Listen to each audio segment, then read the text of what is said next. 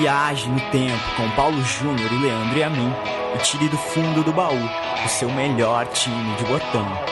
Agora na Central 3.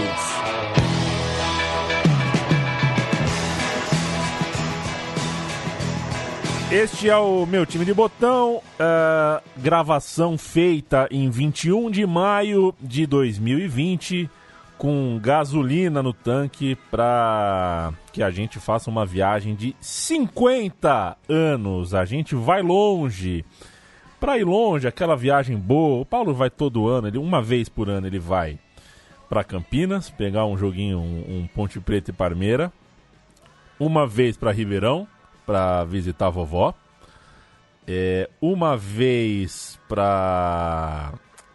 eu esqueci o Sagarana, né? E uma vez pra...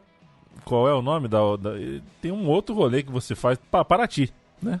Pra Flip, né? Você todo ano tem faz esses caminhos e leva no carro, porque tem que ir comendo uma coisinha no carro, você leva o seu biju, né? Você, pra quem não sabe, se o público não sabe, o Paulo Júnior é um devorador de biju.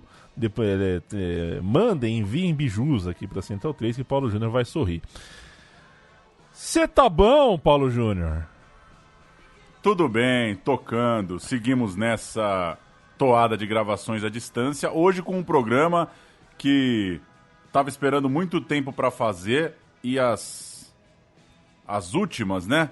Reprises, colunas, especiais me ajudaram muito na pesquisa e me deram muito ânimo para a pesquisa. É uma das grandes histórias da história do futebol mundial, da história de quem quer entender certa época do Brasil. Tô animado, tô contente com o programa de hoje, espero que quem esteja ouvindo aguente o tranco até o final. O Paulo vai introduzir um pouquinho melhor, acho que até por ser foi você, né, Paulo, quem colocou a mão na massa nesse roteiro, e a gente, antes de começar a contar a história, eu acho que vale a pena a gente dar uma explicação, fazer uma introdução do recorte, né? Da minha parte, eu digo que entre 58, quando o Brasil ganha o primeiro título, o recorte não é o Maracanã criado, a Copa do Mundo, aquela coisa feita meio que num sonho, numa loucura, tudo mais. Eu acho que é entre 58, quando a gente ganha a primeira Copa, o que seja o primeiro campeonato de caráter nacional no país, até a Copa de 70, é um pouquinho mais de uma década, mas é a nossa década. A década de 60 é a principal década do futebol brasileiro, é o auge do futebol brasileiro, na minha opinião. Começa com o título de 58, termina com o título de 70, e que desfecho maravilhoso, e que início maravilhoso, chave que abre e fecha a porta de um lado e de outro, douradíssima. E a gente vai contar essa última perninha, né, Paulo?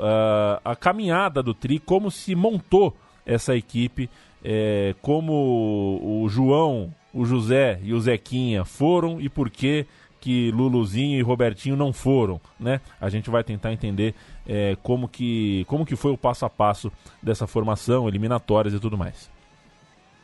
Pois é, por isso que o programa vai começar em fevereiro de 69, né?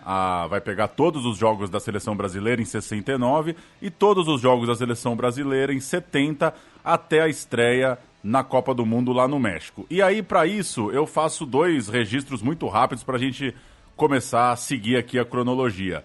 Primeiro, não é um programa sobre o João Saldanha, por mais que poderia ser e por mais que dá muita vontade de explorar mais esse personagem, eu precisei medir a mão aqui nas histórias, porque a gente passaria 2, 3, 4 horas só falando da personalidade do Saldanha, de tudo que ele representou, da complexidade que era ter o Saldanha como técnico, como crítico, como um pensador do futebol no Brasil em tempos de ditadura, e a troca dele para o Zagallo. Claro que a gente vai passar muito por isso, mas deixo claro que não se trata de um programa sobre Saldanha. Então, quem conhece a história do João Saldanha, quem curte conhecer, quem está a fim de conhecer um pouco mais, eu acho que depois desse programa tem um bom gancho para ir atrás dos livros, das revistas especiais, dos textos que ele deixou, do documentário muito bom também sobre o João, que tá facinho de achar na internet. E um segundo dado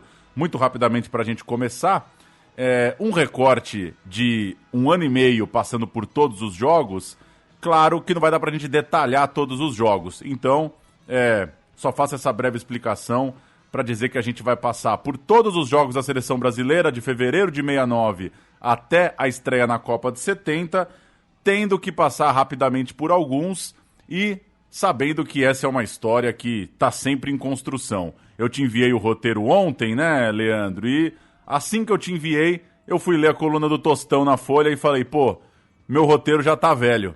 O Tostão deu mais uma aqui. Então, serão dias e semanas que vai se falar muito da Copa de 70. Essa é uma contribuição nossa, sem a pretensão de ser um tratado definitivo sobre esses tantos personagens. Te digo por cima, sem medo de errar, que tem mais ou menos uns 20, 25 caras nesse programa que valeriam uma edição e podem valer um dia ainda uma edição do meu time de botão. Então a gente pisa em 1969. Pera um pouquinho, vou aumentar aqui o meu fone, Paulo, que eu tô com o meu telefone numa mão, fone na outra. Agora sim, começamos em fevereiro de 69, quando o João Saldanha recebeu em sua casa. Lembra o bairro, Paulo? Não, aí isso aqui é demais, já comecei soltando um caco aqui. Devia morar pra mim foi na Glória. Recebeu em sua casa a visita de Antônio de Passo, que seria o presidente da comissão técnica no Mundial, né, no Mundial de 70. O Antônio de Passo faria parte ali do staff. Um ano e pouco depois, né? Ele era o responsável, o Antônio de Passo, por fazer um convite ao João Saldanha. João Saldanha, quer treinar a seleção brasileira? O João Saldanha, que era um jornalista, já tinha outros trabalhos, mas topou essa deliciosa loucura. O Saldanha era ex-diretor de futebol, técnico também do Botafogo. Lá ele foi campeão em 1957 com um jogo muito simbólico, uma goleada de 6-2 para cima do Fluminense. E também comentarista esportivo, cronista, membro do Partido Comunista, militante, amigo de uma série de personalidades da época e das mais variadas. O Saldanha era amigo do Nelson Rodrigues, também amigo do Luiz Carlos Prestes e quem você imaginar, seja da política, seja do esporte, bateu um bom papo com o Saldanha na época. Gaúcho de Alegrete, nasceu em julho de 17 e tinha, portanto, 51 anos quando virava técnico da seleção brasileira. Você não tem 51 anos, né, Paulo, mas assumiria o São Bento hoje? Um aninho de contrato eu topo. Até o final do Paulistão eu não topo. Tá bom. No fim dos anos 30, vamos voltar um pouquinho mais, o João Saldanha foi intérprete do treinador húngaro Dori Kürschner, se ligando naquela época em inovações do futebol. Ele foi bebendo da fonte do técnico húngaro. O Kürschner, o europeu, comandou o Flamengo e o Botafogo no fim dos anos 30. São tempos produtivos para um pensamento do futebol, né, para um pensamento crítico do então jovem João Saldanha, que, enfim, o bichinho picou, ele jamais largaria e jamais largou o futebol. Cortamos então para 69. Saldanha assume a seleção e já crava seus 22 convocados, escalando titulares e reservas. Ele acreditava que a formatação de um time era o que precisava ser feito de cara. Ele achava que para começar o trabalho ele tinha que ter um time na cabeça, não era muito nessa coisa de vou decidir no treino. Claro que o treino vai contar, mas ele cantou a escalação de cara. Vou passar aqui os times cantados pelo Saldanha. Bom. Félix, Carlos Alberto, Djalma Dias, Brito e Rildo, Piazza, Gerson, Jairzinho, Dirceu Lopes, Pelé e Tostão. O 11 de baixo tinha Cláudio, Zé Maria, Scala, Joel e Everaldo, Paulo César, Paulo Borges, Toninho, Rivelino e Edu. Essa é a lista que o Saldanha canta logo na sua primeira entrevista. Eu falei time de baixo, na verdade não tem 11 nos reservas, né? Tem 10, mas seriam aí os 20 jogadores que ele cantou de cara para 21 jogadores, na verdade, que ele cantou de cara ao assumir a seleção. 20 jogadores que receberam o carimbo, né? Surgia ali a expressão as feras do Saldanha. Ele queria ter um time de craques, jogadores impactantes, experientes, interessantes. Ele queria recuperar a autoestima da seleção, porque a Copa de 66 foi um baixo astral danado, foi um deprê pra cacete, e ele queria encontrar a saída, a volta do futebol brasileiro daquela essência, aquela coisa alegre, apostando nos bons, nos medalhão, nos craques, e por isso fez uma chamada, uma chamada de jogadores consagrados. Vamos abrir aspas aqui. Criei um esquema na seleção, 2 pontos. Todos desciam à noite numa Kombi, deitados no chão, cobertos com uma colcha, para a imprensa moralista, a que leva grana de cartola, não dedurar. Tinha um acordo, não podia trocar de mulher na mesma semana.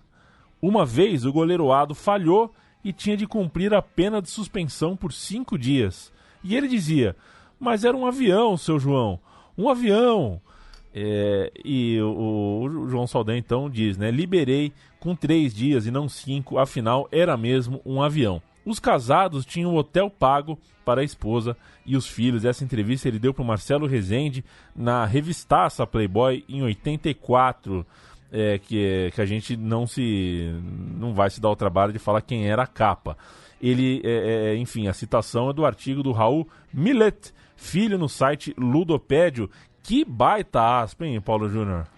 Pois é, dá para entender a personalidade do Saldanha, esse trato de estar próximo mesmo dos jogadores, de ser um cara com um discurso popular e de ser bom de papo mesmo, né? O que nos faz pensar que o futebol é cada vez mais pragmático, era uma figura e tanto. Daqui a pouco a gente chega nos jogos, mais rápido vou dar um ligeiro contexto aqui pra gente entrar nas partidas. Em 68, foi feito um livro reunindo o depoimento de vários técnicos e preparadores físicos do Brasil, uma obra que partia de um consenso de que o Brasil tinha sido surpreendido na Inglaterra, em 66, por um novo futebol, um tal de futebol força, ou seja, de repente o futebol brasileiro, aquele bicampeão do mundo, do Pelé, do Garrincha, coisa e tal, era visto como ultrapassado, como frágil para enfrentar o que viria pela frente, e isso fez com que os clubes por aqui se virassem fortemente para a preparação física. Isso se reflete na forma com que o país começa a enxergar o futebol,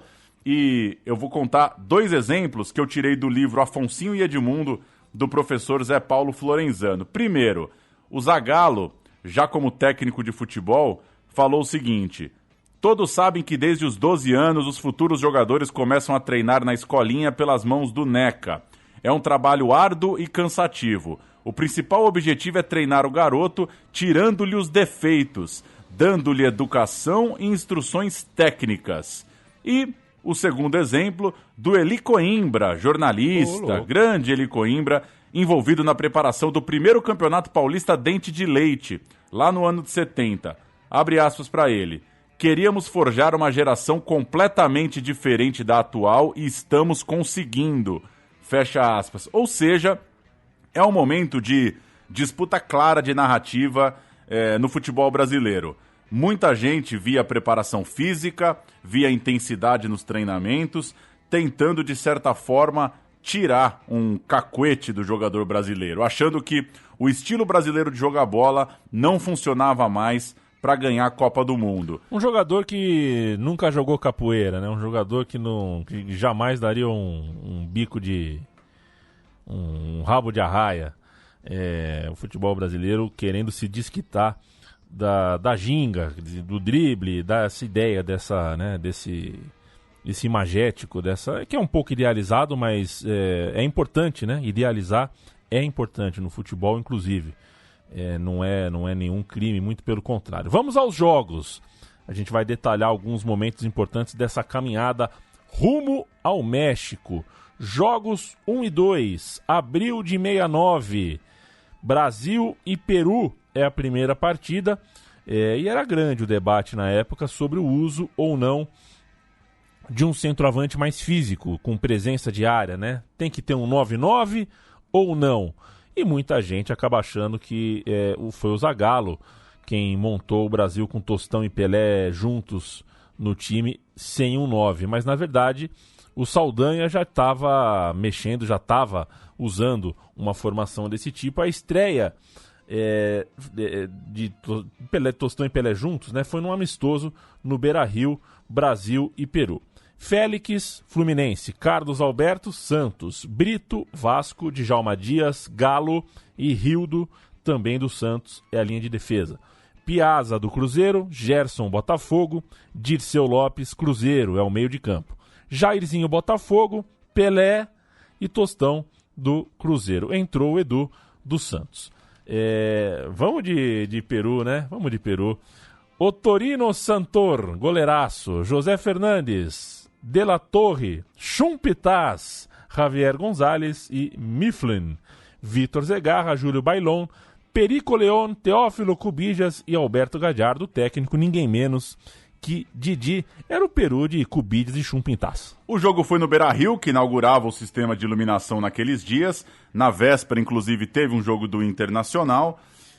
E como era a abertura da temporada 69 da seleção, era um início de trabalho pensando na Copa do Mundo. Era aquele jogo em que tivéssemos Galvão Bueno, ele diria, a Copa começa hoje. Era um climão de começar a campanha rumo ao tricampeonato. Já, claro que dentro de alguns meses, começariam as eliminatórias. A Folha de São Paulo destacava que a formação do Saldanha era puramente teórica, já que ele tinha pensado nesse time por 2 meses, desde que ele assumiu a seleção, mas não teve muito tempo de treinar. Então o papo na imprensa era assim, vamos ver se o time da cabeça do Saldanha funciona.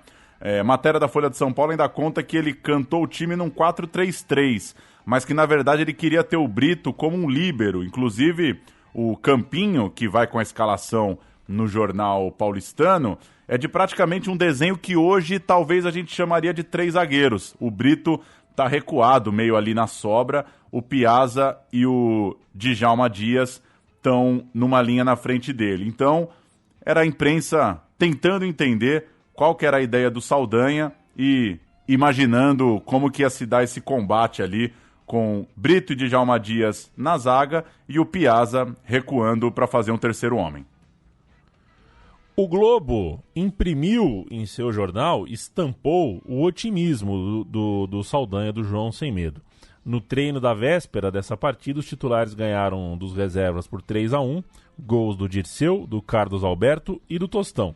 O Rivelino, que estava meio machucado, vinha ficando de fora e por isso nem no time de baixo estava figurando. Em campo, Brasil contra Peru, Jairzinho abriu o placar, Galhardo empatou, Gerson fez o gol da vitória, 2-1 no Maracanã. A sensação na imprensa era de que o time tinha começado bem, relativamente bem, na era Saldanha. E a notícia era de que Rivelino estava recuperado, isso era uma ótima notícia, certamente reforçaria a esperança em um time jogando bom futebol. E o Didi, técnico do Peru, simplesmente não entendia como o Rivelino poderia ficar fora do time. Didi, você veria na Copa de 70 que ele não ficou. 2 dias depois, os times se reencontraram no Maracanã. O Brasil foi o mesmo e dessa vez teve alguns minutos no segundo tempo para o Joel Camargo, que entrou na vaga do Piazza, para o Edu, que entrou na vaga do Dirceu Lopes, e para o Paulo César Caju, que ganhou uns minutos no lugar do Tostão. E o jogo foi mais complicado. Os peruanos abriram 2-0 no início, Pelé diminuiu na sequência, Tostão empatou ainda antes do intervalo e no segundo tempo o Edu fez o gol da vitória. É um jogo que ficou marcado por ter sido muito quente. O Gerson pegou firme uma entrada no La Torre, o tempo fechou, ambos acabaram expulsos, o Djalma Dias entrou na treta, o Félix soltou uma bela de uma muqueta, o Brito deu um soco na nuca de um jogador peruano, gramado invadido, os times chegaram a descer para o vestiário, mas depois ainda voltaram. A paralisação durou 37 minutos e esse jogo, no comecinho da era Saldanha, acaba marcado por essa treta. Vamos ouvir uma reportagem da TV peruana sobre a violência, sobre a treta Brasil-Peru no Maracanã. No fim das contas, o Brasil ganhou por 3-2 de virada, chegou a estar perdendo por 2-0 para os peruanos. En ese partido jugado en abril del año 1969 en Maracaná. Se había jugado previamente En Porto Alegre había ganado Brasil por 2-1, y en el partido 132 de la historia, el 9 de abril del año 69, se va a producir esta violenta incidencia, cuando el Perú ganaba por 2-0, con goles de Gallardo a los 4, Bailón a los 7, descontó Pelé a los 9, Tostao a los 35, Yedú a los 78, daría el triunfo de la selección brasilera contra la peruana. Sartor, Pedro González, Latorra, Chumpitaz, González, Mifflin, Cubillas, Bailón, Casareto, reemplazado por Barreto, León y Gallardo. Brasil con Félix, Carlos Alberto, Dayalma Díaz, Brito, Rildo, Piazza, Gerson, Jairzinho, Dirceu López, Pelé y Tostao. Fíjense los nombres que estamos hablando. Fíjense la jerarquía que tenía el equipo peruano, que en su misma tierra, en el Maracaná, se había puesto por 2. Junho de 69, jogo 3. Jogo que ficou marcado pela despedida do goleiro Gilmar. Monstro! Um monstro, né? Gilmar, tão monstro que ganhou um Y no nome, né? Virou Gilmar com Y, que é para diferenciar. Brasil 2, Inglaterra 1, também no Maracanã. Que bom, né? O Brasil jogando no Maraca. Hoje teria sido... A gente já teria falado tantas cidades diferentes aqui. Gols de Tostão e Jairzinho para o Brasil. O time foi a campo com um estreante, o Clodoaldo, jogando com a camisa 5. Na frente, Edu foi o ponta esquerda e Joel Camargo ganhou uma chance na zaga. Jogo importante para que a crítica comprasse um pouco a ideia do treinador, né, do Saldanha, e ele fez uma mudança importante. Começou o jogo com o Edu e depois usou o Paulo César Caju, que me adora, né, Paulo? Saudade de Paquetá, hein, companheiro? Pois é. É o Paulo César Caju, que varia um pouco, né? O jeito de jogar varia um pouco por característica. E, enfim, a forma com que Pelé e Tostão jogam por dentro era complementada aí por Caju, por Edu. Enfim, o Saldanha estava mexendo no time e a gente tem o Joseval Peixoto na Jovem Pan narrando a vitória brasileira. Brasil 2, Inglaterra 1. Lançou Peter, boa bola, pintou Carlos Alberto, cruzou para o gol, saltou para o shot, sobrou, atirou, gol! Então, camisa 8. Bola foi para o fundo do gol do Brasil, com uma falha da defesa brasileira que deixou livre o camisa 8 da seleção inglesa. Atravessa a demarcatória, nasce outra vez o Brasil para o campo de ataque, lançado Tostão, penetra Jair, vai Tostão embora, Pelé recuado, Tostão com a bola, tentou soltar para Jair, Jair domina, exprimido, porém não pode fazer jogo, recuou para Gerson, Gerson abriu o jogo para a ponta direita, longe demais para Carlos Alberto, mesmo assim desceu o lateral, Davi dominou, devolveu a bola redonda para Clodoaldo, foi cabecear, entra Peters, dá de combate, subiu Tostão, passou por ele, foi para Jair, cabeceou para Tostão, penetra na área, caiu ao solo, vai dominar, tirou para o gol, gol!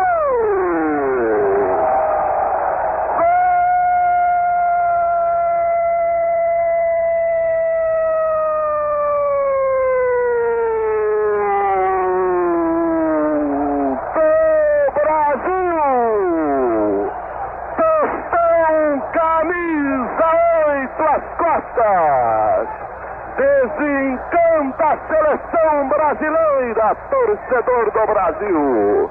Tostão trabalhando com Jair pelo alto. Depois de cair ao solo, cutucou a rede britânica.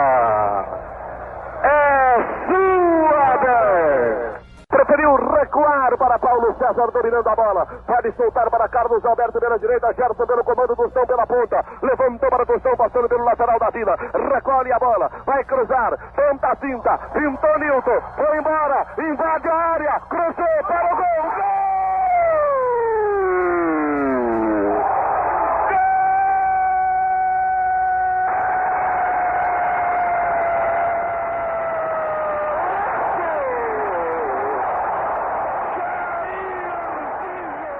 Jogos 4, 5 e 6, julho de 69, amistosos contra seleções locais, preparando o time para as eliminatórias. Esses aqui são aqueles jogos que a turma acha que não valiam nada, né? Que, o Pelé fez um gol contra a seleção não sei de quem, vai vendo. Primeiro, Brasil fez 4-0 sobre o Bahia, na Fonte Nova.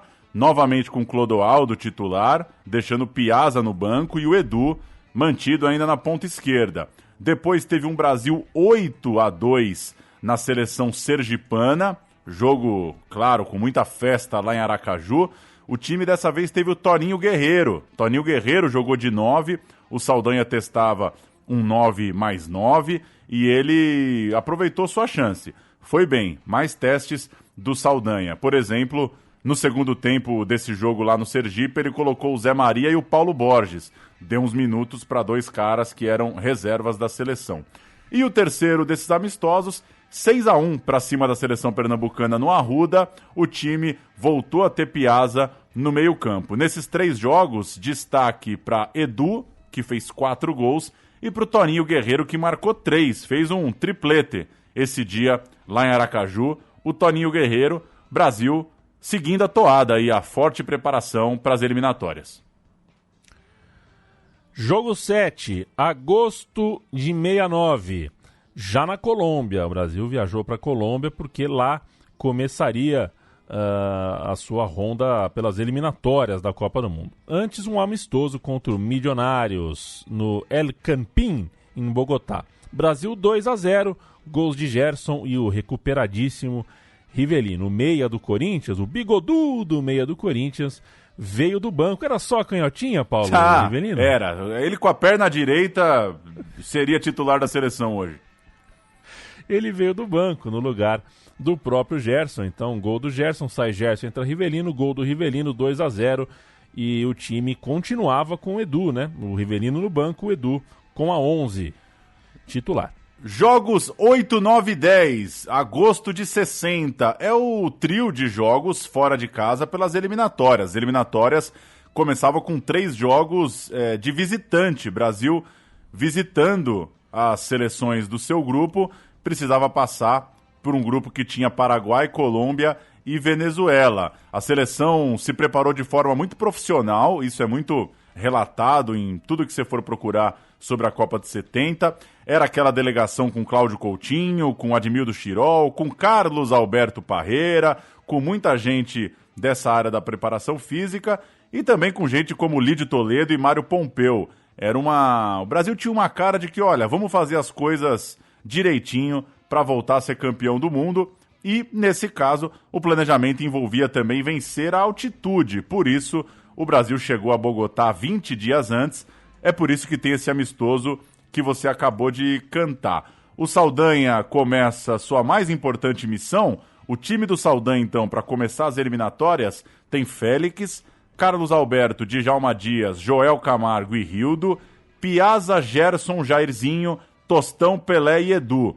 Também estavam no elenco o Lula, o Zé Maria, o Brito, o Escola, o Everaldo, o Clodoaldo, o Rivelino, o Paulo Borges, o Dirceu Lopes, o Toninho e o Paulo César.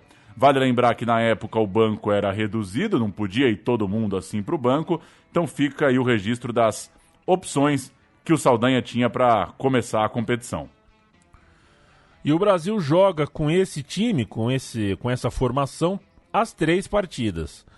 Faz 2-0 na Colômbia, com 2 gols de Tostão. Faz 5-0 na Venezuela, em Caracas, ali do ladinho. 3 do Tostão e 2 do Pelé, então já são 5 do Tostão. E faz 3-0 no Paraguai, em Assunção. Que turnê, hein? 1 gol contra, 1 de Jairzinho e 1 de Edu. Do banco de reserva só entraram o Paulo César Caju, que era reserva imediato no ataque, e o Everaldo, que eventualmente entrou no lugar do Rildo ali na lateral. Agora volta, né? Os jogos de volta das eliminatórias. Tudo que vai volta, né, Paulo? Tudo que vai volta. Já 4 dias depois desse jogo em Assunção, o Brasil já estava no Maracanã para pegar a Colômbia e fez um senhor jogo. 6-2, com 2 gols do Tostão, 1 do Pelé, 1 do Edu, 1 do Jairzinho e a novidade, 1 do Rivelino. O Rivelino entrou com a camisa 19 no lugar do Gerson. Como eu cantei lá em cima, o Rivelino reserva desse time, entrou e deixou o dele. Na sequência, o Brasil meteu 6-0 na Venezuela, 3 do Tostão, 2 do Pelé e 1 do Jair, e fechou com um dos mais famosos jogos da história da seleção brasileira, aquele 1-0 sobre o Paraguai, gol de Pelé, no público que é considerado o maior público pagante da história do Maracanã. 183 mil pessoas giraram a catraca, quer dizer, com o bilhete, né? Com o bilhete. Dá para considerar, obviamente, que tem muito mais gente, mas enfim, um passeio brasileiro. 23 gols marcados em 6 jogos. O Paraguai, dá para dizer que não fez um mau papel. O Paraguai ganhou os 4 jogos e só perdeu para o Brasil. Acabou fora porque a seleção brasileira fez uma campanha absoluta, mas vale esse registro, o Paraguai conseguiu 4 vitórias. A gente vai ouvir, tirando do disco As Feras do Saldanha, na voz do Valmir Amaral. Esse disco tem todos os gols do Brasil nas eliminatórias, é um deleite no YouTube. A gente vai ouvir um gol do Pelé e o gol do Rivelino, na goleada sobre a Colômbia no Maracanã. E depois houve o último gol da campanha, o gol do Pelé contra o Paraguai, aí sim, tirado de um vídeo num especial da TV Cultura. A gente ilustra então com 3 gols dessa campanha brasileira para vencer a chave das eliminatórias. Sinceramente, não sei dizer quantos gols faltam para Pelé completar 1000 ou se já passou. Só sei que vi o Rei fazer mais esse. Joel para Pelé, matou no peito Pelé, mas apareceu Soto, recupera Pelé, penetrou, atenção, está na área, perigo, chuta, gol! Gol do Brasil! Pelé, Pelé, Pelé, gol de Rei, é o 4º tanto do Brasil, de Pelé, o Deus de todos os estádios. Pelé, 10, é a camisa dele. Alô, Pelé! Aquele abraço. E Rivelino? Afinal, esse menino Rivelino é tão bom de bola quanto Pelé e Tostão. Entrando no lugar de Gerson, não pôde deixar de fazer bonito. De canhota ou janota. Hildo deixou para Paulo César, atacando o Brasil pelo flanco esquerdo, cruzou Paulo César, Piazza tocou, lançou para Rivelino, chuta, Rivelino, é gol! Gol do Brasil! Rivelino, Rivelino, Rivelino! Com tirambaço, a bola bateu no poste esquerdo e ganhou o fundo das redes no 5º gol do Brasil. Estão desfraldadas as bandeiras do Brasil, as bandeiras de todos os clubes, da Guanabara, de São Paulo, de Minas, do Rio Grande do Sul. Rivelino, 5º gol do Brasil, Brasil 5, Colômbia 1, Rivelino 19, é a camisa dele. Alô, Rivelino! Aquele abraço. Brasil!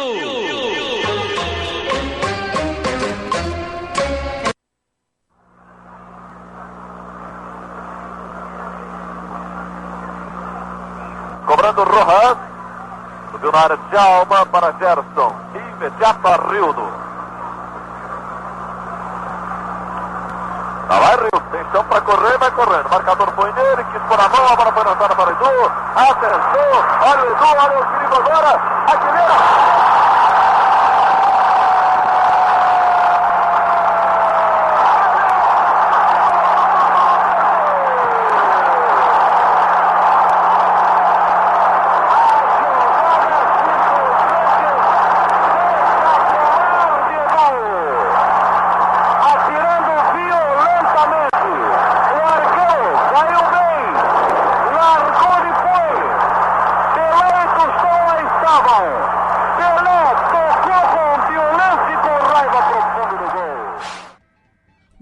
Mexe com o Brasil passou da sua chave, ficou o Paraguai no caminho, ficou a Colômbia no caminho, estamos rumo ao México e em setembro de 69 é o jogo 14 dessa historinha que a gente está contando aqui, ainda no embalo dessa série 100% pelas eliminatórias. 3 dias depois desse jogo no Maracanã, o Brasil fez uma partida saideira ali contra a seleção mineira, representada aquele dia pelo Atlético Mineiro.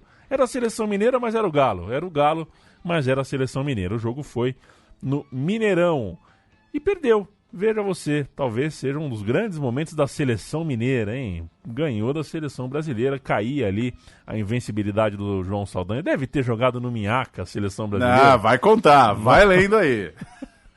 no jogo em que o Amauri abriu o placar, o Pelé empatou e o Dario, um tal de Dario, maravilha, fez o gol da vitória.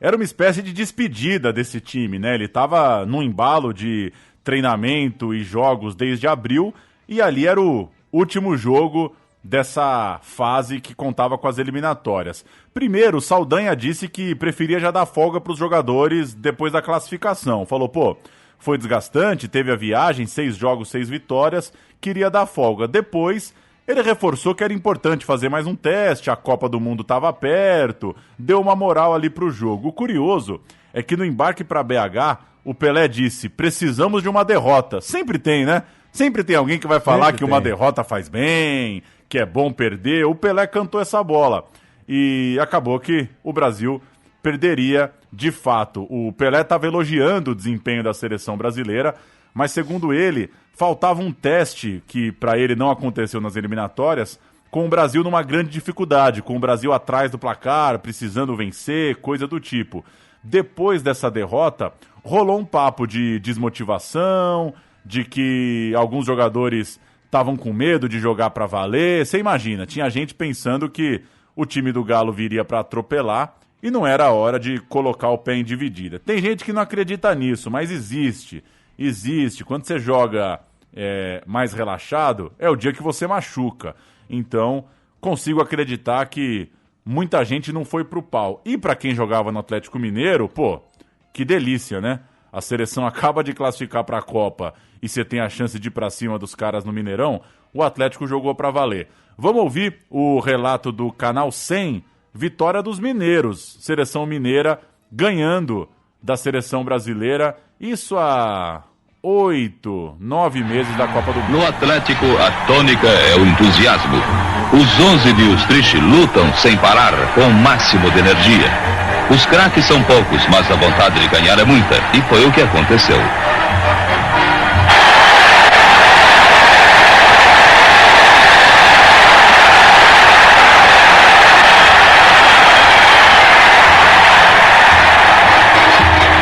Era o segundo gol dos mineiros, enlouquecendo sua vibrante torcida.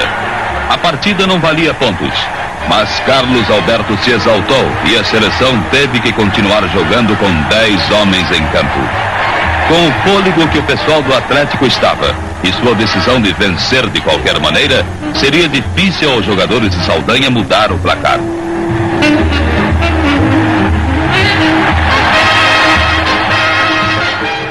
Paulo, você lembra qual foi a ocasião na qual eu rompi meus ligamentos do tornozelo? Lembro, uma entrada violenta, mas um azar também, né? Porque então, quem sou eu para falar de entrada dura, né? Mas o jogador do adversário chamava-se Gamarra, era do Vila Paulina, né? Ironicamente, mas o que acontece? Eu me machuquei porque tinha acabado de perder o meu primeiro pênalti na vida. Eu era um batedor de pênalti confiante e eu perdi o primeiro pênalti. O Tubarão era o goleiro do Vila Paulina, defendeu o pênalti e o que aconteceu? Eu me desconectei do jogo, né? Fiquei com a cabeça longe. Batata. Na primeira bola que eu peguei sem estar concentrado no jogo, eu me machuquei. Então isso que você falou é real mesmo, né? Quando a gente tá meio frouxo, meio mole, meio desconectado do jogo, meio com a cabeça longe, a gente corre mais risco do que quando a gente chega inteiro, chega junto, chega duro nas bolas. Bom, março de 1970, passou o Réveillon. Eu não lembro qual era a música do Réveillon de 69 e 70. Quem tava... Devia ser o Roberto Carlos, Erasmo Carlos. Foi tudo lindo, muito sol. Embora o Brasil estivesse passando por um péssimo momento político. Mas entramos no ano de 70, ano de Copa do Mundo. Passa janeiro, passa fevereiro. Com as águas de março, a gente chega em 70. Março de 70, fechando o verão, e a seleção volta a campo. Um problema. O problema chamava-se Tostão. Ele se recuperava de uma lesão no olho. O chute que lhe rendeu a lesão no olho esquerdo foi do Ditão, né? Zagueiro do Corinthians. Isso aconteceu em 24 de setembro de 69. Tava chovendo, o Tostão escorregou. Na hora de afastar o defensor rival, né, na hora de afastar o Ditão da jogada, este lhe acertou uma bola com força, de uma curta distância, bem no rosto, bem no olho do Tostão, e a lesão foi bem séria. Há menos de 3 meses, então, da estreia no Mundial, o Brasil foi a campo contra a Argentina, no Beira-Rio, uma Argentina renovada, né? Vale lembrar que a Argentina não se classificou para a Copa do México, então era um momento da Argentina recomeçar. E Saldanha escalou o time do Brasil com Ado, Carlos Alberto, Baldock, Fontana e Marco Antônio, Piazza e Gerson, Jairzinho, Dirceu Lopes, Pelé e Edu. O trio Ado, Baldock e Marco Antônio fazia estreia pelo time nacional. O Fontana já tinha feito alguns jogos, mas aparecia ali também como opção para a zaga. Só para eu registrar quem estava no elenco, o banco naquela ocasião tinha Leão, Zé Maria, Brito, Clodoaldo, Rivelino, Paulo César Caju e o Zé Carlos. O Rogério e o Everaldo, eles não treinaram na véspera, estavam se recuperando de problemas físicos, mas estavam ali no elenco, claro. E o Tostão ainda estava pegando leve. Foram uns meses ali pré-Copa, a gente vai falar muito ainda do Tostão, que ele ainda estava treinando fora da capacidade total pela séria lesão que ele teve no olho. O jogo em si foi uma tragédia. A Argentina venceu por 2-0. O João Saldanha chegou a dizer que a vantagem foi natural, achou que o resultado foi justo, que foi dominado pelo adversário. E ainda assim ele conseguiu elogiar as estreias, né? Por exemplo, a estreia do goleiro e do lateral esquerdo do seu time. É desse jogo que surge também a frase que ficou famosa por parte do João Saldanha. Abre aspas, no 4-2-4 não se ganha nem do São Cristóvão. Ele cornetou então a própria escalação e de alguma forma decretou a morte ali de um esquema tático que até então era, digamos assim, era o esquema bam dos anos pregressos. Dias depois, novo jogo contra a Argentina, agora no Maracanã, e o time foi bem, o time respondeu bem depois da derrota. Dessa vez teve Leão no gol, a defesa Carlos Alberto, Brito, Fontana e Marco Antônio, Piazza e Gerson, Jairzinho, Dirceu Lopes, Pelé e Edu. O Paulo César Caju entrou na parte final do jogo e o Clodoaldo entrou no intervalo, foi muito elogiado pela imprensa, começava a dar uma pinta de que o Clodoaldo ia ser o dono ali da volância. Deu 2-1 para o Brasil, gol do Jairzinho e também do Pelé. O Pelé que jogou debilitado, sofreu com gripe, com febre e fez um senhor golaço. A gente não encheu muito aqui de áudios porque o programa já estava longo, mas se dê esse presente, abre aí o YouTube, Brasil e Argentina, março de 70, Maracanã. O Pelé dá um tapa e jogou gripado, jogou com febre, jogou todo cagado e faz um gol que é brincadeira. Que legal conhecer e às vezes relembrar todos esses lances. Você já viu o Pelé pessoalmente? Já vi o Pelé pessoalmente. Vi meio de longe, né? Assim, eu e ele ali no Tete eu nunca vi, assim, no pré-isolamento social, nunca vi. Pertinho ali, nunca vi. Já estive no mesmo evento. Perfeito.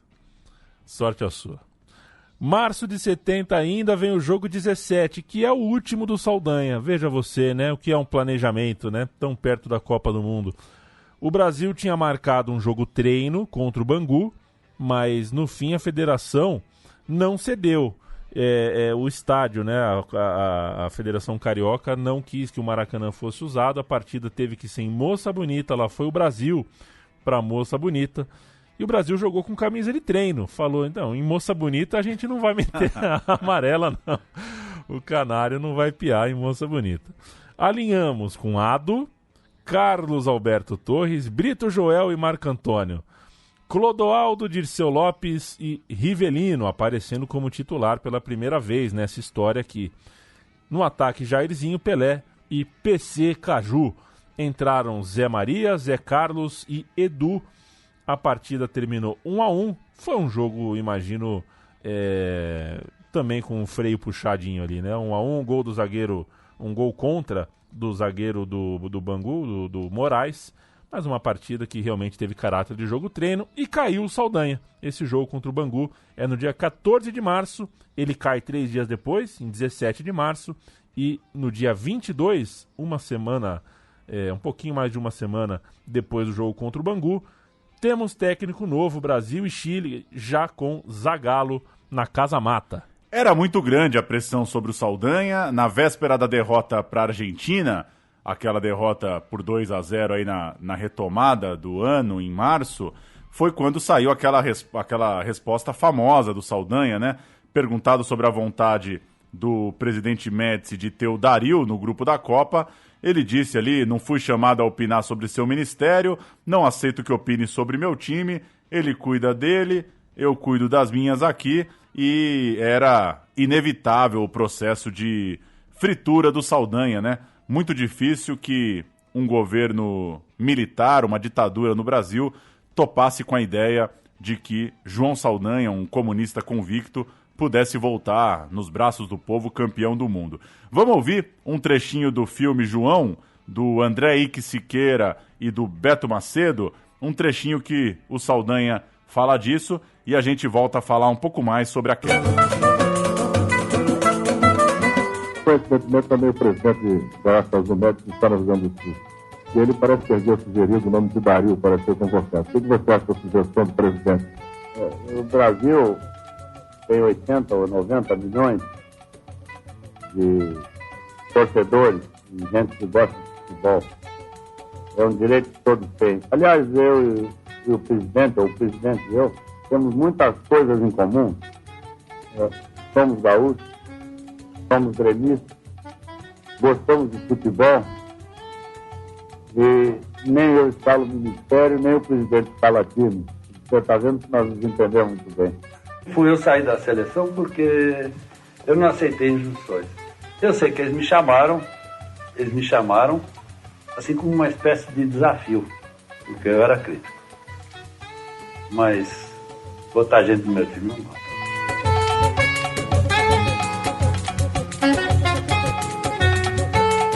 Depois tem também a famosa história em que o Saldanha invadiu a concentração do Flamengo armado para tirar a satisfação do técnico Yustrich, que tinha dito o seguinte numa reportagem de O Cruzeiro dias antes, abre aspas para ele: Saldanha é o valentão, puxa o revólver e sai correndo. O comandante flamenguista tá louco, era um grande crítico, né? Ele não entendia por que o Saldanha era técnico da seleção, como é que colocaram esse cara, e o Saldanha comprava uma briga com ele. Eu vou ler agora o finalzinho de uma crônica do Nelson Rodrigues, que trata da saída do João Sem Medo. Abre aspas para o Nelson. Já ensaiei uma explicação, mas repito, por quê? Por quê? O Salim Simão explica-me que Saldanha tornara-se poderoso demais. Ele, sozinho, com a sua figura folclórica, as suas broncas lendárias, os seus brios flamejantes, ele era maior do que a CBD, do que as federações, do que as forças ostensivas ou obscuras que manipulavam o nosso futebol. E as invejas, as vaidades, as frustrações, os rancores não podiam admitir que ele fosse maior do que uma estrutura laboriosamente criada e mantida. E ainda seria muito maior e muito mais forte se voltasse com o caneco de ouro. Teria então meios de transformar a nossa realidade esportiva. Mas vejam, seu primeiro dever era a classificação e ele o cumpriu. O segundo dever era a conquista do título. Parentes, figuras da imprensa, do rádio e da televisão se uniram para frustrá-lo no seu maravilhoso esforço final. Exigiram que ele se deixasse massacrar sem um gemido. Rolou a cabeça do João Sem Medo. E agora queremos mais do que nunca o caneco. Foi uma guerra suja de tantos contra um só. Uma guerra digna do nosso vômito.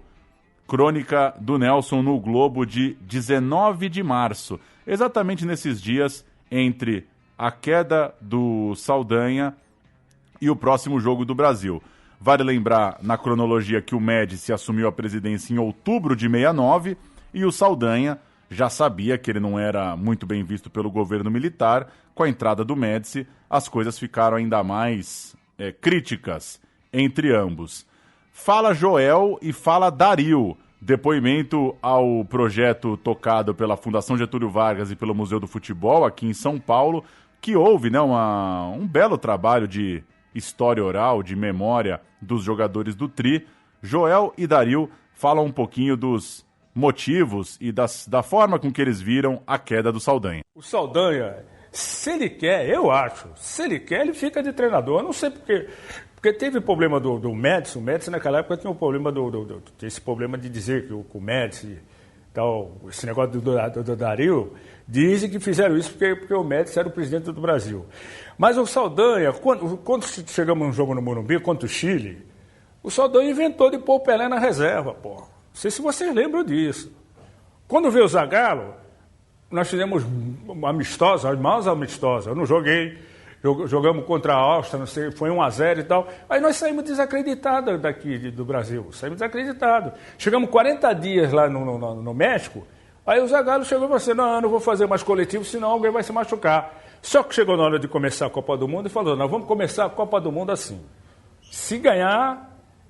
Se a gente for ganhando, vai ficando assim. Se não, a gente vai mudar. E outra coisa, eu vou te falar, porque o treinador na época, depois que saiu o Saldanha, ninguém queria o Zagallo. Eles queriam o Dino Santos. O Dino Santos que não queria ser treinador. Aí veio o Zagallo. Aí fomos campeão do mundo. Até hoje, os caras dizem que foi o presidente que me convocou. Ninguém fala que foram 69 gols, que eu era uma máquina de fazer gol. Ninguém fala. Fala que o presidente me convocou. Então, é uma situação difícil. Ninguém confiava. A imprensa sentando no palco, essa seleção não está com nada, está velha, está acabada e tal. Foi muito criticado. Aí foi quando entra o Zagallo. Zagallo reuniu todo mundo e foi o momento maior da conquista. Ele reuniu todo mundo e falou, gente, a disputa de posição acabou aqui agora. Eu já tenho meus 11. E meus 11 são esses.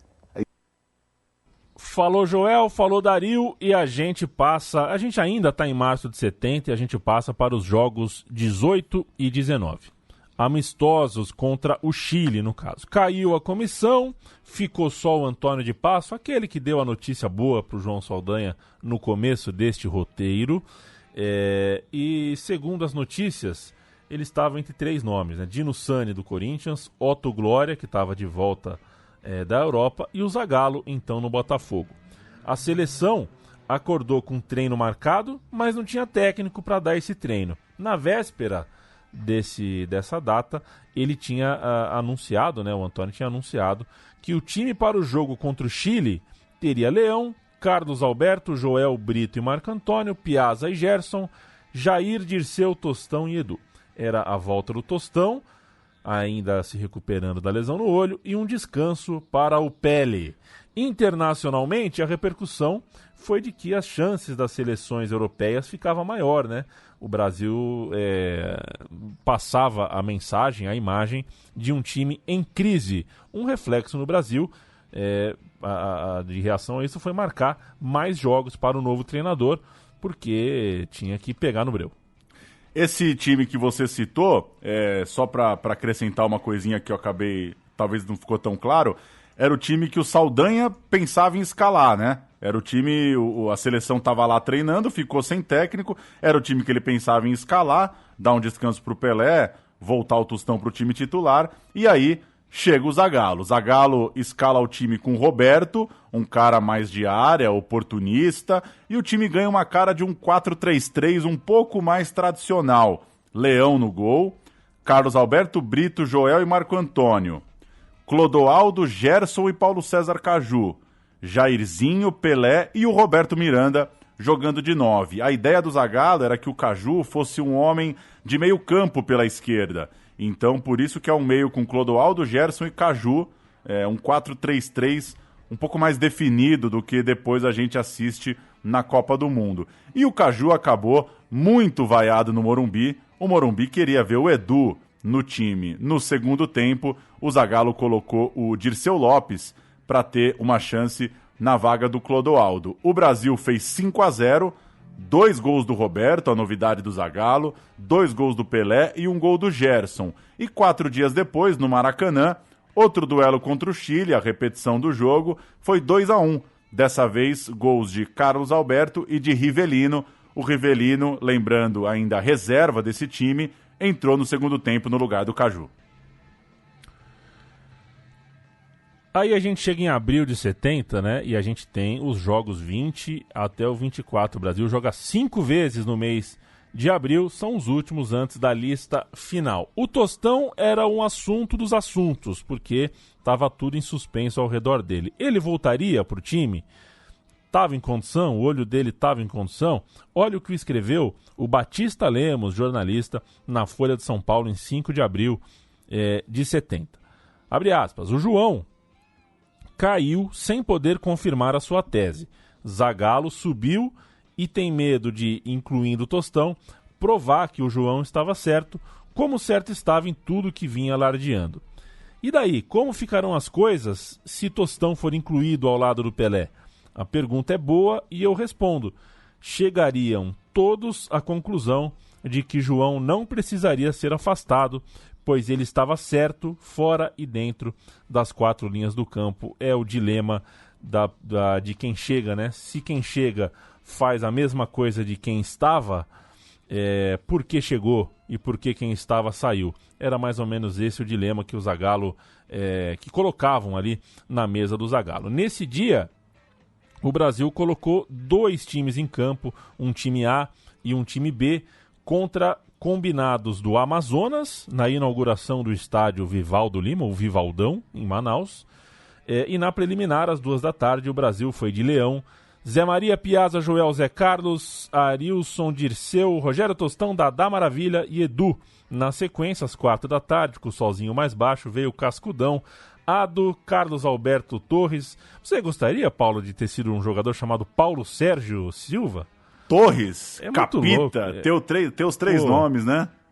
É muito bom o nome triplo no futebol. Mas aí veio o Twitter, né? E aí, né, aí complicou. Hoje seria CA Torres. Ou CAT4, né? CAT4 também funciona. CAT4, que é nome de ingresso de Copa do Mundo. Isso. O mais fuleiro. Ado, Carlos Alberto Torres, Brito, Fontana e Everaldo, Clodoaldo, Rivelino, PC, Caju, Pele, Jairzinho e Roberto. Ambos ganhariam por 4-1. O primeiro jogo, 4 gols do Dario. Voando no segundo quadro, né? Muito se discute por que o Dario foi. O Dario fez. Primeiro que o Dario com a seleção mineira meteu gol de vitória, ganhou da seleção brasileira. Aí tá voando. 4 gols em Manaus, depois o jogo de cima. Gols de Carlos Alberto, Caju, Rivelino e Pelé. Uma semana depois, o time pegou o Paraguai no Maracanã e não saiu do 0-0, mas a crítica até elogiou o jogo, considerou que o Rogério e que o Dario, as apostas do Zagallo, até jogaram bem, criaram bastante, acharam que o ataque do Velho Lobo tinha méritos, apesar do 0-0. O Jairzinho e o Roberto estavam suspensos por conta de uma punição anterior e tiveram que jogar a preliminar. Novamente, os reservas jogaram um pouco mais cedo, um jogo treino em que o time reserva perdeu por 1-0 para o Olaria. Gol de nado, Olaria que tinha Afonsinho. Nesse dia, o Brasil desafiando os times. Jogou contra o Bangu antes, jogou contra o Galo, jogou aqui contra o Olaria. Mais uma semana e o time estava no Mineirão para pegar novamente a seleção mineira, dessa vez vencer por 3-1, um time que era comandado pelo Tele Santana e tinha ótimos nomes. O time mineiro tinha, por exemplo, Raul e Natal, 2 ícones do futebol mineiro. Gerson marcou o primeiro e Dadá marcou os outros 2. Era o Dadá Maravilha metendo caixa na seleção mineira e o time dessa vez, o Zagallo, formou assim, um ataque com Jairzinho, Pelé e Dario. Era o Zagallo tateando ali para chegar no seu ataque ideal. Será que o Zagallo falou pro Pelé, Pelé, faz a pontinha e vai cruzando na área que uma o Dario guarda? Será? Espero que não tenha falado isso, né? Veio depois a Bulgária, jogo no Morumbi. A Bulgária desembarcou em Congonhas, um time alternativo da seleção europeia, que mesmo assim segurou um 0-0 em São Paulo, um 0-0 que causou vaias, né? Causou rebuliço. E também o Zagallo ficou chateado. Foi um dos jogos que alimenta a tal da fama de que o paulista recebe mal a seleção brasileira. Mas 0-0 com a Bulgária Mandrake, tem que vaiar mesmo. A grande novidade foi Tostão. Ele saiu jogando, teve uns minutos para voltar ao time. No dia seguinte, voltou ao Rio de Janeiro para fazer outro exame no olho. Ainda assim, não era o Tostão jogando já ao lado do Pelé. O Rei ficou no banco. O Brasil, nessa jornada, teve um time com Clodoaldo, Gerson, PC Caju, Jairzinho, Tostão e Roberto. Então, ainda não estava clara essa coisa de Tostão e Pelé juntos no time do Zagallo. E veio finalmente o último jogo antes da viagem para o México. O Brasil venceu a Áustria por 1-0, gol de Rivelino no Maracanã, uma beleza de um gol do Rivelino, e teve alguns minutos com o time que faria história na Copa do Mundo. Aquele time, Rivelino, Gerson, Pelé, Tostão, os 4 foram titulares, e Jairzinho, que entrou na vaga do Rogério no segundo tempo. Ou seja, por alguns minutos no segundo tempo, o Brasil teve os 5 que depois acabariam eternizados no México. De todo jeito, foi ali a principal amostra do posicionamento que o Brasil teria na Copa do Mundo. O Clodoaldo, o Gerson, o Rivelino mais por dentro, às vezes indo, abrindo mais para a esquerda, o Jairzinho como um ponta-direita mais solto, o Pelé jogando um pouco mais recuado, vindo buscar, e o Tostão de último, Tostão de 9, nesse ataque encantador da Copa do Mundo. O Nelson Rodrigues escreveu o seguinte no Globo: assim como a Copa de 62 foi de Garrincha, a Copa de 70 será de Pelé. Tava animado o Nelson Rodrigues. Outra novidade era Piazza na zaga. O Zagallo testou o Cruzeirense ao lado do Brito, vale lembrar que ele era volante de origem, e assim ele iria até o tricampeonato. Vamos ouvir o último gol?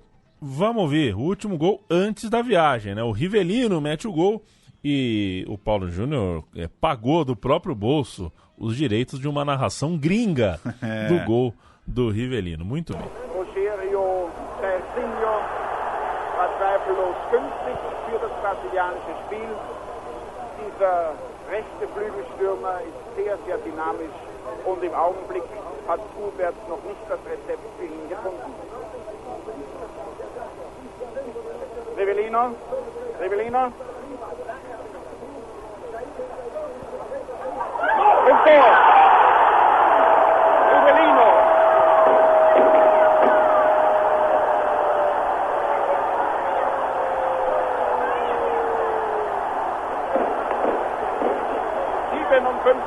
Minute. Rivelino unhaltbar auf 1:0.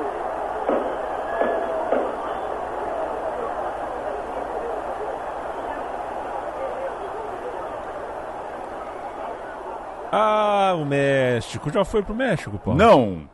Não, né? Mas gosta de taquito? Cara, esse negócio, eu tava pensando esses dias, tá ficando uma coisa tão longe viajar, né? Será que um dia vou no México, cara? Sei lá. Olha, pois é, ontem mesmo eu tava vendo uns negócios de Rosário, falei, puta, que eu vou pingar em Rosário de novo? A gente dá a convocação, México 70. Isso já é o elenco final, depois a gente vai explicando os detalhes.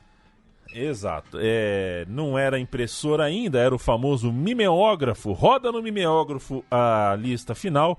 Eu falo os jogadores ímpares, Paulo, os jogadores pares. Número 1, Félix. 2, Brito. 3, Piazza. 4, Carlos Alberto. 5, Clodoaldo. 6, Marco Antônio. 7, Jairzinho, o Furacão. 8, Gerson, craque. 9, Tostão, professor. 10, Edson Arantes do Nascimento, Pelé, o dono, o mestre da porra toda, o maior de todos. 11, Rivelino. 12, Ado, que... Um abraço pro meu amigo Lucas Borges, que tinha uma caneca para tomar café do Corinthians, que tinha o nome do Ado. 13, Roberto. 14, Baldock. 15, Fontana. 16, Everaldo. 17, Joel. 18, Paulo César Ocaju. 19, Eduardo, o Edu. 20, Dario Dadá Maravilha, só duas coisas param no ar e outras cascatas mais. 21, José Maria. E 22, Leão, terceiro goleiro, acabou chamado com o corte do Rogério, a gente vai contar já já. Era para ser a vaga do Rogério, do Botafogo, acabou virando o Leão. Completando a lista, né, que tinha 40, os 40 que a FIFA exige, que a federação precisa listar, essa lista tinha o Leão, que, claro, depois acabou entrando, o outro goleiro era o Cal, os laterais eram o Eurico e o Rildo, que acabou perdendo espaço, né? O Rildo era presença nos primeiros amistosos que a gente cantou aqui. Zagueiros, Ditão, Luiz Carlos, Alex, Zé Carlos e Pontes. Os meias, Zé Carlos, Dirceu Lopes, a grande ausência da Copa do Mundo, craque de bola, acabou fora. Carlos Roberto, Edu Coimbra, ele mesmo, e Sérgio. E os atacantes, Manuel Maria, Vaguinho, Arilson e Claudio Miro. Posso dizer que já comi um espaguete com o Edu Coimbra, né? Tem coisa que a gente tem que sair contando por aí, né? Baita de um espaguete, grande contador de história, o Edu Coimbra. E o Dirceu Lopes, se a gente contar a história aqui, percebe quantas vezes a gente cantou o Dirceu no time titular, né? No começo dessa história. Foi, inclusive, foi perdendo espaço, né? Foi talvez a grande vítima aí da troca de ideias, né? Da troca de comando. Não dá para seguir essa história sem falar antes do Toninho Guerreiro. Deu para perceber que o nome dele não aparece nem nos 22, nem na lista da agonia, né? Que angústia, né? Eu prefiro não tá, viu? Pra estar na lista dos que estão, mas não estão. Tá louco. Até porque não dá pra pôr no currículo, né? Por exemplo, Ganso. Ganso tava entre os 40 de 2010. Vai fazer o que com isso, né? Vai ficar torcendo pro cara machucar, porra? É horrível isso. Mas tem uma explicação para isso. O Toninho, então jogador do Santos, joga aquela partida contra a seleção sergipana em julho de 69, mete gol, segue bem cotado com o Saldanha, mas acabou cortado do grupo em março por conta de uma sinusite.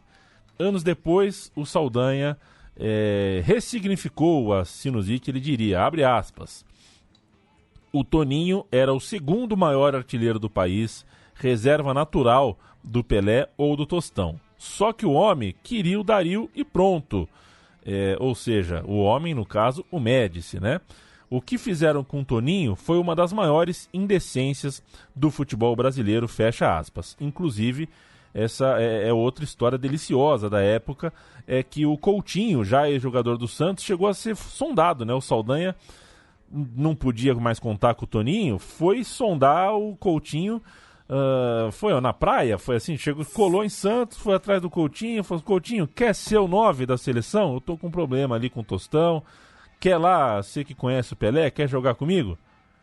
E o Coutinho já nem jogador era. Pois já tava com aquela barriga de Brahma e muito sensato, falou, não tem condição, não jogo mais bola, queria jogar pelada e ficar no quiosque. Outro corte na mesma época, ali há uns 4 meses da Copa do Mundo, que repercutiu estranhamente, foi o de Scala, zagueiro do Internacional. O Lídio Toledo disse que ele precisava de 3 meses para tratar de uma atrofia no joelho, mas em abril ele voltou a jogar pelo Inter. Então é um daqueles casos de cortes de Copa do Mundo que o cara sempre fica com a sensação de que não quiseram esperar, né? Não tiveram o tratamento que talvez merecia. Passando rapidamente pelo que rolou no México, em 6 de maio, o Brasil fez um amistoso contra o Deportivo Guadalajara, com Ado no gol, Rogério na ponta, e venceu por 3-0, gols de Rivelino, Pelé e Clodoaldo. Depois do jogo, o Fontana, que vinha perdendo posição, chegou a dizer, um dia o Zagallo vai acabar colocando o Ado no meu lugar, ou seja, o zagueirão estava incomodado com o fato de que o Piazza tinha virado zagueiro. Deve ser frustrante, né? O cara da posição acabou perdendo a vaga na Copa do Mundo para um volante que foi puxado para a primeira linha. Mais notas ainda no México. Não é essa Copa da Água de Montezuma, né? De 86, né? A grande história da água de Montezuma. O João Saldanha, agora ex-técnico da seleção, em coluna no Globo, mostrava confiança no time e pedia para o Zagallo definir logo o 11 inicial. O Pelé fechou um depoimento diário para o jornal mexicano. O jornal mexicano colou no Pelé e falou, te dou $5.000 para você me dar um depoimento diário, uma aspa diária aqui. O cara passou a ter um querido diário dentro de um jornal mexicano. Este é Pelé. No dia 17 de maio, há 50 anos e alguns dias, estamos exatamente no ponto da efeméride, o Brasil fez 5-2 sobre o León, time mexicano, e aí sim, o ataque teve Rivelino, Jairzinho, Pelé e Tostão. O Tostão fez um gol importante para retomar a confiança, já que ele vinha nesses dias de tratamento no olho, de disputa pela vaga, e depois, no dia 24, a saideira do Brasil foi contra o Irapuato, 3-0, o time já com a cabeça na Copa. O Brasil estrearia em 3 de junho. E para falar dos últimos detalhes da lista, primeiro o corte do Rogério. O Rogério vinha sentindo dores na coxa direita e num treino no dia 13, antes ainda então desse amistoso contra o León, ele acabou sendo cortado depois de sentir uma fisgada no coletivo. Ficou muito decepcionado, claro, e o Zagallo, vendo que as outras 15 seleções da Copa estavam escrevendo 3 goleiros, falou, vou corrigir essa cagada. O Zagallo chamou o Leão, então corta um ponta, vem um goleiro, porque o Zagallo não tinha dado muita bola para a coisa dos 3 goleiros. E o Leão, ao melhor estilo Leão, falou já no embarque, no aeroporto no Brasil, tô indo para ser titular. Voltei para ser o titular. Ele não deu a mínima pro fato do Félix e do Ado já estarem no México. Não, faz todo sentido, né? O treinador não te chama nem de primeiro nem de segundo goleiro, mas é por isso, né? O treinador deve ter pensado, não, o Leão eu só vou chamar se for para ser titular. Pois é, ele vai chegar por último para já sair jogando. E o Tostão, felizmente, teve um desfecho melhor do que o Rogério, né? A coisa da bolsa de água quente, do tratamento, muita tensão no olho esquerdo do Tostão, e deu tudo certo. Esse gol contra o León, mostrava que ele tinha condição de jogo, e ali com hemorragia no local, com muitos problemas, né? Vale lembrar que a lesão no olho abreviou a carreira do Tostão, né? No fim das contas, a notícia em 19 de maio era de que o Tostão jogaria a Copa. Eu vou recuperar aqui a coluna do Tostão. Neste 19 de maio de 2020, ele lembrou dos 50 anos dessa história. Vou só ler um trechinho aqui que vale a pena para lembrar da reflexão do Tostão. Apesar da afirmação contundente do médico, notei uma preocupação compreensiva da comissão técnica. Dias antes da divulgação da lista final de quem jogaria a Copa, disse a eles que estava pronto para jogar, mas que entenderia se decidissem pela minha dispensa. Eles me falaram que confiavam nas palavras do médico e que eu estaria no Mundial. Devia ter ficado calado. Quis ser mais realista que a realidade, mais honesto que a honestidade e corri o risco de ser cortado. Que coisa bonita, né? O Tostão lembrando que ele foi ser honesto e se arrepende pensando hoje, porque, obviamente, ele podia ter firmado mais, né? Podia ter falado, pô, vou jogar e pronto. Que história é essa de se quiser vocês me cortam? E aí a coluna do Tostão traz isso que eu acabei de falar. No dia 17, o Brasil faz esse jogo contra o León. Até aquele momento, o Zagallo ainda não tinha certeza de quem seria o ataque da Copa. E aí, chega nesse amistoso, o Zagallo escala o time e chega pro Tostão e diz: quero que você jogue à frente do Jairzinho e do Pelé sem voltar. Diferente do Cruzeiro, diferente das eliminatórias. Quero que você fique de último, de 9, lá enfiado. Você é o último atacante. E aí o Tostão responde o que já é muito conhecido, né, na história. Chega pro Zagallo e fala: não tem problema, eu vou jogar como o Evaldo joga no Cruzeiro. E aí o Tostão meteu o Evaldo, jogou de 9, deixou Jairzinho na dele e fez o que o Pelé na dele e fez o que o Zagallo pediu, foi o 9 da seleção brasileira no México. Perfeito. Outra mudança aconteceria já às vésperas da estreia da Copa do Mundo. Quem contou essa história é o próprio Marco Antônio, né, lateral esquerdo. Ele deu um depoimento ao projeto da Fundação Getúlio Vargas, em parceria com o Museu do Futebol. Vou abrir aspas aqui para o Marco Antônio. Existia a turma que saía para fumar. Hoje ninguém fuma. Mentira, viu, Marco Antônio? O pessoal fuma sim. Inclusive o Michael Jordan fuma charuto depois do jogo. Não acredito nisso. Todo mundo tem câncer, outro tem não sei o que na garganta. Eu fiquei no grupo deles. Na noite anterior à partida Brasil e Tchecoslováquia, eu estava com o Félix, eles iam falar com o Zagallo sobre a minha saída. Eu não sabia e propus, vocês vão fumar? Eu vou também. E eles falaram, não, você fica. Não deixaram eu ir, eu fiquei fumando sozinho e no outro dia eles vieram me dizer, olha, vai jogar o Everaldo. Aquela reunião de um dia antes foi o que me tirou. Deixaram o cara fumando sozinho e não porque na verdade iam discutir a saída dele do time. Continuando a aspa do Marco Antônio, não interessava para eles que eu fosse perto da parada escutar, mas acho que tem que ser franco. Você não joga, a adaptação é melhor para o Everaldo, ele é mais marcador. Alguma coisa tem que ser falada de forma mais clara. O Zagallo não conversou comigo e no dia do jogo me disse, o time entrará com ele, com o Everaldo. E eu pensei, tudo bem, vou falar o quê? Não tem jeito. O time jogou com o Everaldo e jogou com o Félix. Vale lembrar que o Félix tinha perdido um pouco de espaço com o Saldanha. Em algumas escalações que a gente cantou, teve Ado, teve Leão, naqueles primeiros amistosos de 70, né? E a dúvida no gol seguiu. Foi uma das últimas também a ser confirmada. No fim, o Zagallo bancou o goleiro do Fluminense e o Leão, que viajou para ser o primeirão, dormiu com a 22 e acordou com a 22 mesmo. Ele achou que... Você ouvia essa? Eu tinha um técnico, o Zezé, que falava isso, ó. Tem gente aí que vai dormir com a 8 e acordar com a 18. Era pra quem gostava de ficar comendo salgadinho. Ele dizia que jogador de bola não pode comer salgadinho na véspera do jogo. Então ele via os meninos comendo salgadinho na beira do campo e falava, ó, vai dormir com a 8 e acordar com a 18. Aí o cara ficava preocupado e largava o Fandangos pra lá. O Leão ficou mesmo só no banco. Jogou Félix, jogou Everaldo nessa mudança de última hora. E como a gente já contou, jogou Tostão.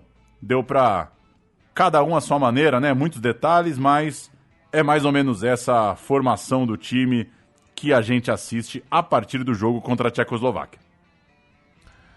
E a partir do jogo contra a Tchecoslováquia é uma outra história, é a história do Mundial de 70, recentemente transmitido em tape para todo o Brasil pelo canal Sport TV em função da pandemia e com a liberação da FIFA, que assim como o Canal Olímpico e tantas outras confederações e federações enche o saco para liberar direito, para liberar tape, até a FIA, né, de Fórmula 1 faz cozinho doce para liberar uma transmissão, né? E aí a gente fica depois discutindo entre nós se a gente assiste pouca coisa velha. Tomara que o novo mundo aí seja mais liberal com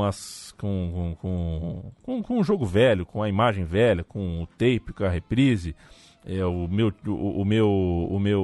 grandes momentos do esporte morreu, o gol, o grande momento do futebol está no almoxarifado da programação da Band Esportes. Mas a Copa de 70 deu para ver, tá bem clarinha na nossa cabeça, e é como você disse, né? Você falou nas redes sociais, acho, a seleção de 70, ela tinha tudo, né? Ela tinha um improviso, a explosão física, ela era cerebral, todas as características boas do ponto de vista técnico, tático, físico, psicológico. A seleção tinha um participante que representava cada virtude possível de um time de futebol perfeito. Era um time realmente espetacular, Paulão. E um time difícil de cornetar, né? É meio difícil cornetar 70, né? Porque entra tocando, chuta de fora, cruza na área quando precisa, acelera, acalma. É um time realmente muito especial. E essa história que a gente contou hoje, né? Esse rumo ao tri, é de fato cheia de coisinhas, né? Daria pra gente falar muito de Seu Lopes, de Toninho Guerreiro, de gente que ficou de fora, né? E das entradas de última hora, dos cortes, das dúvidas. É realmente uma época de jogadores muito, muito bons. E a gente nem conseguiu aqui se aprofundar sobre todos, né? Falamos, por exemplo, do Cláudio Miro, do Internacional, que estava ali entre os 40. Outro cara de um nível muito bom, muito marcante, enfim, muita história. E a discussão sobre Saldanha ou Zagallo, sobre quem leva os méritos por esse time, vai longe. Acho que nesses dias de pandemia por conta da reprise, a gente teve um novo capítulo de como a televisão tratou isso tudo. Acho que o Saldanha é bem valorizado, acho que às vezes fala-se mais do Zagallo, porque, claro, ele no fim das contas é quem levanta a taça, mas no meio disso tem uma história bem complexa e cheia de detalhes, é isso que a gente tentou trazer aqui. Dá para cada um ter suas preferências e suas opiniões sobre as escolhas para esse time. E um dia a gente faz um programa só pro João Sem Medo, que é um personagem gigantesco e que muita gente acha que tá um pouco esquecido, que a história da seleção acaba apagando. Eu acho até que não. Acho que para um ano de trabalho e para toda essa rejeição que tinha dos poderosos, daquele momento terrível do Brasil, acho que muita gente trata sim de manter a história do João viva. E vale a pena, sempre que for falar desse momento do futebol brasileiro, trazer esse contexto. Não dá para ignorar que muita coisa poderia ter sido diferente se tivessem deixado João Saldanha trabalhar em paz. Ia ganhar, ia perder? Jamais saberemos. E esse é o grande mistério da vida, né, meu caro Leandro e a mim? É o grande mistério da vida. Eu poderia ter morrido aos 16 anos se tivesse escolhido ir ao casebre com o pessoal do segundo colegial naquela noite em que, na verdade, preferi jogar videogame, né? Vai saber se de repente eu vou e bebo demais e tropeço e tudo mais. A gente nunca sabe. O bom é que a vida que a gente vive é a vida que a gente tem depois como memória. E o ser, né? Se tivesse sido diferente, se tivesse sido assado, aquela história. Mas se eu tivesse numa outra situação agora na pandemia, não dá pra saber. Eu tenho amigo que tem filho pequeno, tenho amigo que mora com mãe e pai, tenho amigo que mora com todas as configurações possíveis de casa. No fundo, todos sofrem igual. O que tá morando com a casa cheia de gente queria estar sozinho, o que mora sozinho queria estar com gente em casa. No fim das contas, é só sobre o que aconteceu. O resto é uma delícia, muitas vezes uma delícia de pensar, de imaginar como seria, mas as coisas são como aconteceram. Não aconteceu a Copa do Mundo com o João Saldanha, aconteceu com o Zagallo. E foi uma senhora Copa do Mundo, uma senhora seleção brasileira. Esse é o fato, essa é a história, e o Brasil comemora 50 anos dessa conquista, e a gente contou um pouquinho do que formou esse time. Belíssimo roteiro, Paulo Júnior, bela história, gostei muito de contar essa história contigo. Dali, Leandro, valeu, um abraço para quem acompanha o programa. Sempre que mandam lá sugestões no Twitter, a gente vai anotando, e é importante saber o que a galera tá afim de ouvir também. Seguimos nessa, né? Perto do dia 10, perto do dia 20, perto do dia 30. 3 programas por mês, a gente vai na toada, de casa, de longe, mas tocando. Valeu! O meu beijo, valeu!